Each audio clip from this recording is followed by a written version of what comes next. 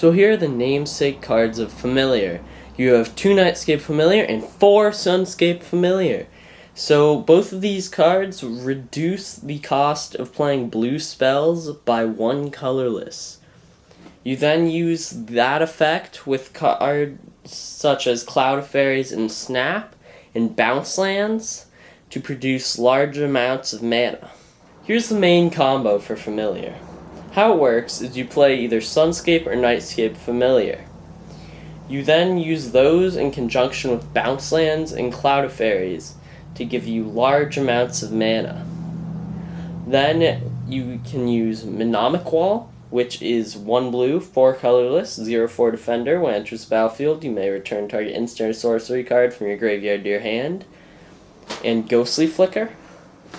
Ghostly Flicker allows you to bounce Mnemonic Wall and Cloud of Fairies to generate infinite mana and infinite creatures entering the battlefield. This with Sage's Row Denizen will mill out your opponents. This is the main combo of the deck, and this is backed up by large amounts of draw power. Here's the draw power of the Familiar deck.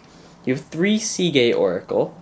You have 4 Preordain, 4 Compulsive Research, 4 Mole Drifter, and 2 Foresee. Seagate Oracle is going to be Sleight of Hand on a body. It's nice to have the ability on a creature, especially a 1/3, against goblins or other aggro decks.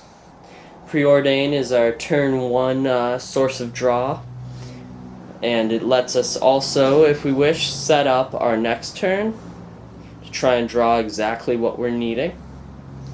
Then Compulsive Research allows you to draw 3 and then toss one of the mini lands that you'll have in your hand, which is awesome.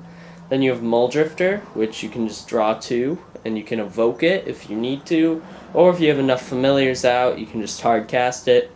And then Foresee's nice, as if you can resolve one, you're almost guaranteed to win that turn or the one after.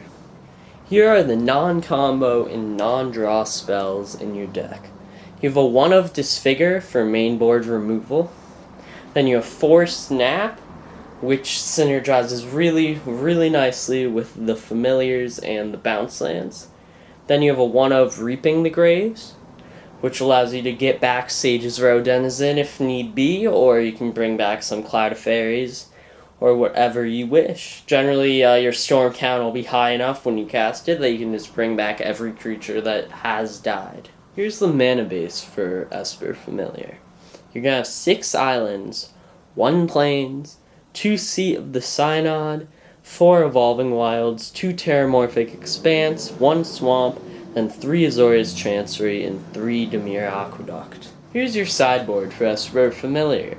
You have 3 Hydroblast for against anything red, you have 2 Wormfang Drake, you have 1 Stonehorn Dignitary for any creature-based aggro, you have 2 Lone Missionary for any burn or aggro strategy, you have 1 Divine Offering for any artifact-based decks, then you have 1 Capsize, you have 1 Prismatic Strands, 1 Diabolic Edict, 1 more Disfigure in addition to the 1 main, and then 1 Hoodwink.